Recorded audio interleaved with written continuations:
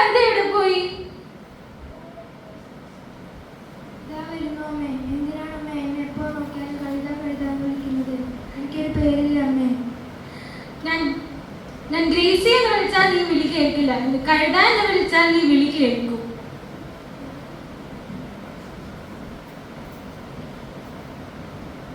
Pastor വരട്ടെ, എന്നെ കഴുത കഴുത എന്ന് വിളിക്കുന്നത് ഞാൻ പാസ്റ്ററോട് പറഞ്ഞു കൊടുക്കും.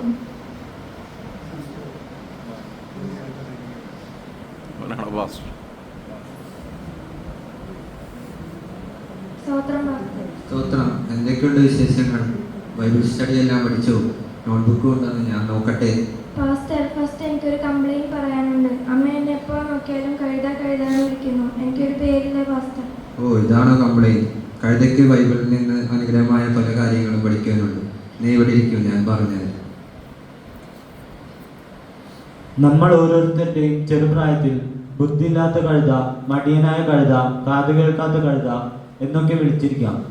വേദപുസ്തകത്തിലുള്ള വിവിധ കഴുതകളെക്കുറിച്ച് നമുക്കിപ്പോൾ കേൾക്കാം. ആദ്യമായി അബ്രഹാമിന്റെ കഴുത.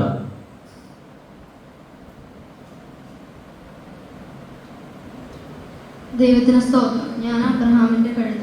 എൻ്റെ യജമാനൻ തൻ്റെ സ്വന്തം പുത്രനെ ബലിയർപ്പിക്കാൻ മോറിയ മലയിൽ പോയപ്പോൾ യാഗത്തിനുള്ള വിറക് ചുമക്കുവാനായി ഞാൻ ജനിച്ചു.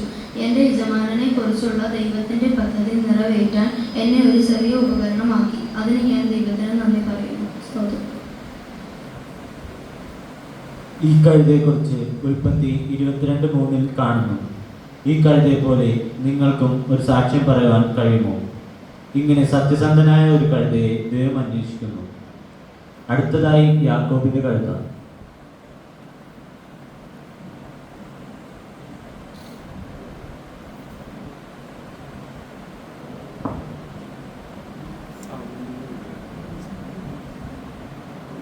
ധൃതി പിടിച്ച് എവിടെ പോവോ? നമ്മൾ യാക്കോബിന്റെ കഴുതകൾ നമ്മുടെ യജമാനൻ ദൈവത്തോട് പ്രാർത്ഥിച്ചു കൊണ്ടിരുന്നു. അങ്ങയുടെ സഹോദരനായ ഏശാവിന്റെ മനസ്സ് സന്തോഷിപ്പിക്കാൻ നമ്മൾ പോകുന്നു. പ്രിയ ദൈവമക്കളെ, നിങ്ങളുടെ ദൈവത്തിനെ സന്തോഷിപ്പിക്കാൻ നിങ്ങളുടെ ജീവൻ ദൈവത്തിന് സമർപ്പിക്കുമോ? അടുത്തതായി ധാന്യം ചുമക്കുന്ന കഴുതകൾ. അയ്യോ, ധാന്യം ചുമന്ന കാലം മുതുകും വേദനിക്കുന്നു. അങ്ങനെ പറയാതെ സഹോദരി, ക്ഷാമകാലത്ത് നാം നമ്മുടെ യജമാനന് പ്രയോജനമായിരിക്കണം. ഇപ്പോൾ നാം ധാന്യം ചുമന്ന് അവരുടെ കുടുംബത്തിന് ആഹാരം എത്തിച്ചു കൊടുക്കുന്നു. അത് വലിയ ഭാഗ്യമാണ്. ആയതിനാൽ നമ്മുടെ ദൈവത്തിന് നന്ദി പറയണം.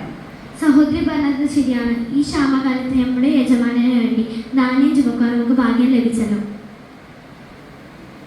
പ്രിയ ദൈവമക്കളെ, ആത്മീയ ദാരിദ്ര്യം വരുമ്പോൾ ആത്മീയ കുടുംബത്തെ പോഷിപ്പിക്കാൻ ആത്മീയ ഭാരം ചുമക്കുന്ന കഴുതകളായി നിങ്ങൾ കാണപ്പെടുമോ?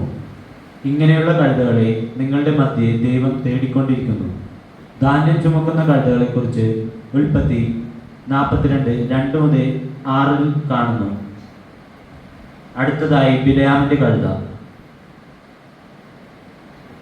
എടാ, നീ ആ ബിലയാമിന്റെ കയ്യിൽ നിന്ന് അടി വാങ്ങിയല്ലേ? നിനക്കൊരു തൊഴി കൊടുക്കാമായിരുന്നില്ലേ? അവനൊരു പ്രവാചകൻ, അവനെ തൊഴിക്കാമോ? നീ അവനെ ദൂതന്റെ അടുക്കൽ നിന്ന് രക്ഷിച്ചു. എന്നിട്ടും അവൻ നിന്നെ അടിച്ചതൊട്ടും ശരിയായില്ല. ചില സമയങ്ങളിൽ നാം നന്മ ചെയ്തിട്ട് നമുക്ക് മോശമായ അനുഭവങ്ങൾ ഉണ്ടാവും. എന്നാൽ കർത്താവ് നോക്കിക്കൊള്ളും. കർത്താവ് നമ്മെ ലജ്ജിപ്പിക്കുകയില്ല. 3 തവണ അടി കിട്ടിയിട്ടും നിനക്കൊരു ബോധവുമില്ലേ? അങ്ങനെയല്ല, കർത്താവ് നമ്മെ പരിശോധിക്കും. നാം എല്ലാ കാര്യങ്ങളിലും വിശ്വസ്തരായിരിക്കുന്നുവെന്ന്. ഞാൻ അടി വാങ്ങിയത് ശരിയാണ്. എന്നാൽ ദൈവം എൻ്റെ വായെ മനുഷ്യനെ പോലെ സംസാരിക്കുമാറാക്കി. കർത്താവ് എന്നെ ലജ്ജിപ്പിച്ചില്ല. നീ പറഞ്ഞത് ശരിയാണ്. നാം കർത്താവ് വിശ്വസ്തരായിരുന്നാൽ അവൻ നമ്മെ ഒരു നാൾ ലജ്ജിപ്പിക്കുകയില്ല. പ്രിയ ദൈവമക്കളെ, നിങ്ങളും നന്മ ചെയ്തിട്ടും തിന്മ അനുഭവിച്ചിട്ടുണ്ടാകാം. എന്നാലും നാം ക്ഷമയോടിരിക്കണം. കർത്താവ് നമ്മളെ ഒരു നാളും ലജ്ജിപ്പിക്കുകയില്ല. ഈ കഴുതയെക്കുറിച്ച് സംഖ്യാപുസ്തകം 22:21 മുതൽ കാണാം. അടുത്തതായി താടിയലിൻ കഴുത. ഈ കഴുതയ്ക്ക് മാത്രമല്ല കല്ലറ കെട്ടിയിരിക്കുന്നത്. കഴുതയ്ക്കും കല്ലറയോ? ഇത് ഞങ്ങളുടെ അപ്പൂപ്പന്റെ കല്ലറയാ. അവൻ ജനങ്ങളുടെ ഇടയിൽ വളരെ അറിയപ്പെടുന്ന കഴുതയായിരുന്നു. വളരെ അറിയപ്പെടുന്ന കഴുതയോ? ഇത്രയ്ക്കും അറിയപ്പെടാൻ അവൻ എന്താ ചെയ്തത്? അറിയില്ലേ, ബലവാനായ സാംസൺ 1000 പേരെ കൊന്നത് എൻ്റെ അപ്പൂപ്പന്റെ താടിയിൽ എടുത്തിട്ടാണ്. ഓ, ഇതാണ് അപ്പൂപ്പൻ താടിയിലെ കല്ലറ. സൂപ്പർ. പ്രിയമുള്ളവരെ, നിങ്ങളും ഒരു സാധാരണ മനുഷ്യനായിരിക്കാം. എന്നാൽ കർത്താവിന് ഉത്തമനായി ജീവിച്ചാൽ നിങ്ങളെയും കർത്താവിൻ്റെ കരത്തിൽ ഒരായുധമാക്കി തീർക്കുവാൻ കഴിയും. നിങ്ങളും കർത്താവിൻ്റെ കരത്തിൽ ഒരായുധമായി ജീവിച്ചാൽ നിങ്ങളുടെ കല്ലറയും നിങ്ങളെക്കുറിച്ച് സാക്ഷ്യമായിരിക്കും. ന്യായാധിപന്മാർ 15 മുതൽ 17 കാണാം. അടുത്തതായി ശൗലിൻ്റെ കഴുത. നീ എന്താ ഇവിടെ ഒളിച്ചിരിക്കുന്നേ? യജമാനൻ ശമൂവേലിനെ അന്വേഷിക്കുകയാണ്. ഞാനിവിടെ ഒളിച്ചിരിക്കുമ്പോൾ യജമാനൻ എന്നെ തേടി പ്രവാചകൻ ശമൂവേലിന്റെ അടുക്കൽ ചെല്ലും. അപ്പോൾ പ്രവാചകൻ അവനെ രാജാവായി അഭിഷേകം ചെയ്യും. താഴ്ചയിൽ ജീവിക്കുന്നവരെ കർത്താവ് ഉയർത്തും. കർത്താവ് നിങ്ങളെ താഴ്ചയുടെ പാതയിലൂടെ നടത്തുമ്പോൾ വിഷമിക്കേണ്ട, തീർച്ചയായും നിങ്ങളെ കർത്താവ് ഉയർത്തും. ഈ കഴുതയെക്കുറിച്ച് 1 ശമൂവേൽ 9:3 മുതൽ 6 വരെ കാണാം. അടുത്തതായി യേശുവിൻ്റെ കഴുത. നീ എന്താണ് വിഷമത്തോടെ ഇരിക്കുന്നത്? നിനക്ക് എന്ത് പറ്റി? ഞാൻ വഴി കെട്ടപ്പെട്ടൊരു കഴുതയായിരുന്നു. എന്നാൽ ഇന്നലെ യേശുവിൻ്റെ കെട്ടുകൾ കഴിച്ച് എൻ്റെ മേൽ യാത്ര ചെയ്തപ്പോൾ എല്ലാവരും ഹോസന ഹോസന എന്ന് പറഞ്ഞ് എന്നെ പുകഴ്ത്തി. വഴിയിൽ വസ്ത്രങ്ങൾ വിരിച്ച് കുത്തോലോടെ യാത്രപ്പെട്ടപ്പോൾ ഒരു രാജാവിൻ്റെ ഉയർന്നു എനിക്ക്. എന്നാൽ ഇന്ന് ആരും എന്നെ തിരിഞ്ഞോക്കുന്നു. അതാണോ നിന്റെ പ്രശ്നം? യേശു ഇന്നലെ നിന്റെ മേലുള്ളത് കൊണ്ടായിരുന്നു നിനക്ക് മാനം കിട്ടിയത്. യേശു ഉണ്ടായിരുന്നപ്പോൾ നിന്നെ ആരും മാനിച്ചില്ല. യേശുവിനെ ചുമക്കാൻ കിട്ടിയ ഈ ഭാഗ്യം നീ സന്തോഷത്തോടെ ഇരിക്കും.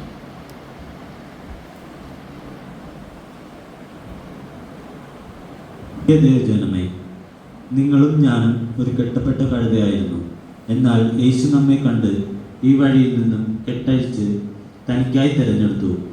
ഈ യേശുവിനെ ചുമക്കാൻ നമുക്ക് യാതൊരു യോഗ്യതയുമില്ല. അന്ത്യം വരെയുമാണ് സന്തോഷത്തോടെ ചുമന്നുകൊള്ളണം. യേശു ഇല്ലാതിരുന്നാൽ ഈ കഴുതയ്ക്ക് ഒരു അനുഗ്രഹവുമില്ല. യേശു ഇല്ലായെങ്കിൽ ഈ കഴുതയ്ക്ക് ഒരു വിലയുമില്ല. യേശു ഇല്ലാതിരുന്നാൽ ഈ കഴുതയ്ക്ക് ഒരു മഹിമയുമില്ല. യേശു ഇല്ലാതിരുന്നാൽ ഈ കഴുതയ്ക്ക് ഒരു ഭാവിയുമില്ല. യേശു ഇല്ലാതിരുന്നാൽ ഈ കഴുതയ്ക്ക് ഒരു കഴിവുമില്ല. യേശു ഇല്ലാതിരുന്നാൽ ഈ കഴുതയ്ക്ക് ഒരു പ്രത്യാശയുമില്ല. യേശു ഇല്ലാതിരുന്നാൽ ഈ കഴുതയ്ക്ക് ഒരു ജ്ഞാനവുമില്ല. യേശു ഇല്ലാതിരുന്നാൽ ഈ കഴുതയ്ക്ക് ഒരു ശക്തിയുമില്ല. യേശു ഇല്ലാതിരുന്നെങ്കിൽ ഈ കഴുതയ്ക്ക് ഒരു പുകഴ്ചയുമില്ല. യേശു ഇല്ലാതിരുന്നാൽ ഈ കഴുതയ്ക്ക് ഒരു കൃപയുമില്ല. യേശു ഇല്ലാതിരുന്നാൽ ഈ കഴുതയ്ക്ക് ഒരു ഉയർച്ചയുമില്ല. യേശു ഇല്ലാതിരുന്നാൽ ഈ കഴുതയ്ക്ക് ഒരു സമാധാനവുമില്ല. യേശു ഇല്ലാതിരുന്നാൽ ഈ കഴുതയ്ക്ക് ഒരു രക്ഷിക്കുമില്ല. യേശു ഇല്ലായിരുന്നാൽ ഈ കഴുതയ്ക്ക് ഒരു പ്രത്യാശയുമില്ല.